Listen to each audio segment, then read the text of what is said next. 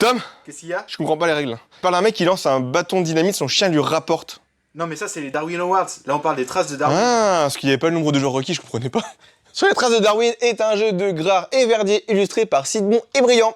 Dans ce jeu de 2 à 5 joueurs, chacun va incarner un explorateur pour tenter de récupérer chaque espèce d'animal différente. Tour de jeu plutôt simple, le joueur actif va devoir récupérer une tuile présente dans la ligne devant la caravelle, puis ensuite avancer cette dernière correspondant au numéro de la rangée. La tuile a été saisie. La tuile est enfin posée par rapport à son code couleur et son référencement d'espèce.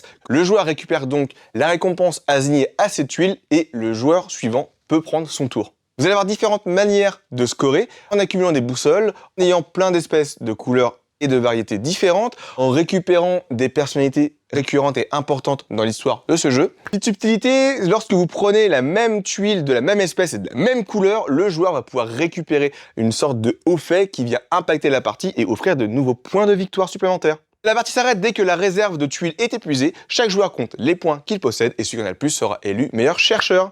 Un grand merci à Gigamic et à Storyware French pour l'envoi de la boîte, amusez-vous bien. Ensuite, cette tuile est placée par rapport à son... Oui.